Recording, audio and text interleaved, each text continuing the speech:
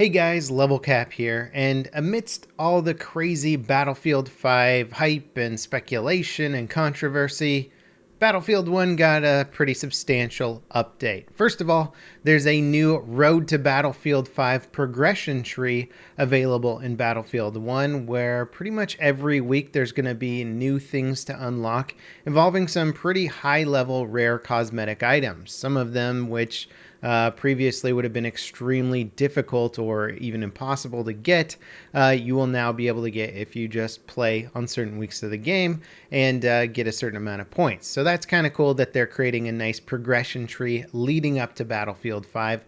Plenty of stuff to do in the game until the next launch. In addition to that, they added 5 new weapon variants to the game that you can only get by pre-ordering Battlefield 5.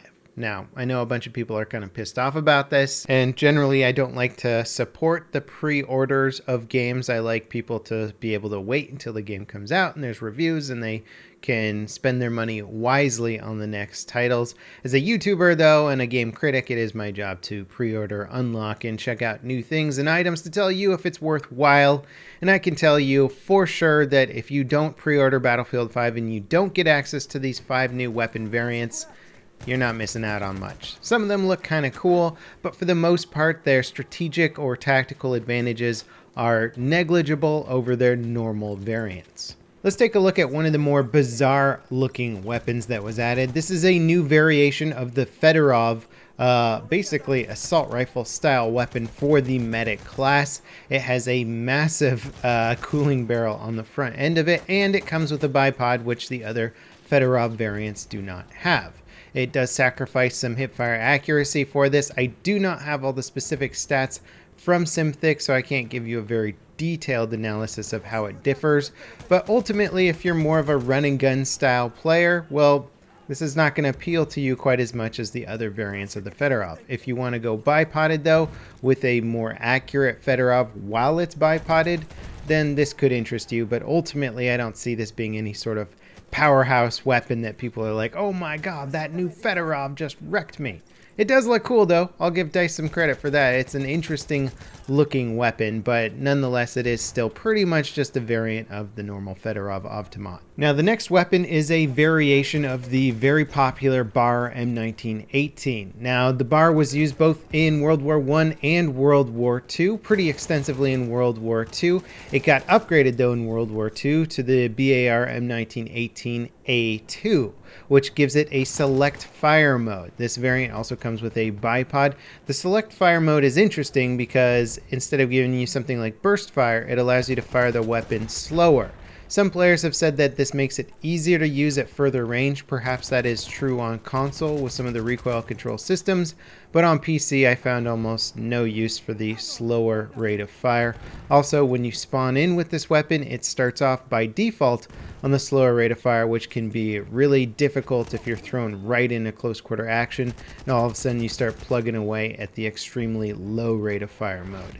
It's cool that it has those variants, and I think it would be more interesting if it was better customized on the PC, so it was actually super accurate at range. It could actually be a really interesting weapon, especially if it started off in the high rate of fire mode. But simply because by default it's in the slow rate of fire mode, it caused me to die quite a few times or forget to switch it into the high rate of fire mode in close quarter combat, and I just feel like this would be a weapon that will end up annoying me too much. I really like the Bar Storm. That's one of my most popular, one of my favorite machine guns for the support class. This one could certainly be a contender, but I would need to see a few changes for it. Again, a weapon that could easily be seen as very good, but not outclassing its competitor BAR weapons that are already in the game.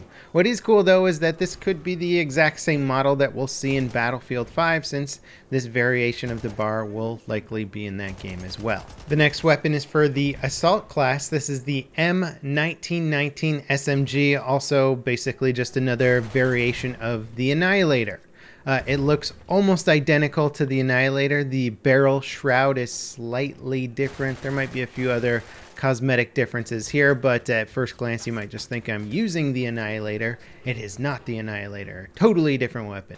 Performs almost identically to the Annihilator. The difference is that the Annihilator has slightly better hipfire accuracy, and this one recovers its recoil slightly faster. So if you want to burst fire this one, a little bit better. If you want to hipfire, then the Annihilator's better. Personally, I think the Annihilator is probably a little bit better since I'm always hip firing this weapon. Not a bad gun. I was tearing it up with it, having some fun with it. Really, you'll want to try both of them and try and figure out which one you prefer. But ultimately, if you have the Annihilator, then this one is a very, very close variant of that and shouldn't give you a massive advantage over it. The next weapon is the Mosin Nagant M1919 Carbine, which is a shorter rifle with okay hip fire. The sweet spot is the same as the other Mosins, I believe. It's not that fast a rate of fire. I didn't care for it very much. The iron sights are a bit tricky to track my targets. And in general, I think if you guys have been watching my channel for a while, you'll know how I feel about iron sight bolt action rifles. They can be fun or cool looking to use, but in terms of balanced against other rifles, I will take a scope any day, unless it's something like the Martini Henry, which has such a good sweet spot that it sort of makes up for the iron sight issue. Now again, we don't have Simthic stats. It almost feels like Simthic has given up on tracking Battlefield 1 weapons at this point. I'm not really sure what's going on with their website, so it's going to be hard to get into the extremely nuanced differences of bolt action rifles, but again, nothing you're greatly missing out on here. Now the fifth weapon is, it almost feels like a non-weapon.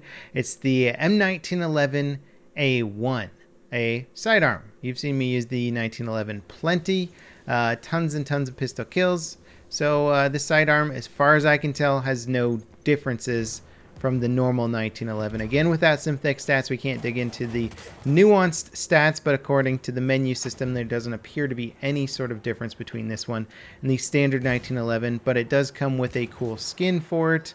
If you don't have any cool 1911 skins, then this could be a really nice skin, but if you've got some of the cooler 1911 skins, then this one's probably just a sort of like, whatever, I've seen better type skin. So those are them. Those are the 5 pre-order bonus weapons. They were very stealthy about this. They do feel a bit underwhelming, if I'm being perfectly honest. I mean, if DICE wanted to do some really cool pre-order bonuses, they could have put different skins in for soldiers, or some really crazy weapon skins in there, or some really interesting exotic weapons. None of these really fit the bill in terms of super interesting or super effective, for that matter. Something that gives me some more combat options on the battlefield would be cool, but yeah, this is pretty basic. So you could look at that from the good perspective in that it really isn't a huge incentive for you to pre-order Battlefield 5. If this is the main bonus you get, then, you know, why do it? Also, these variants do not let you use your weapon skins from the main versions of the guns. So if you have the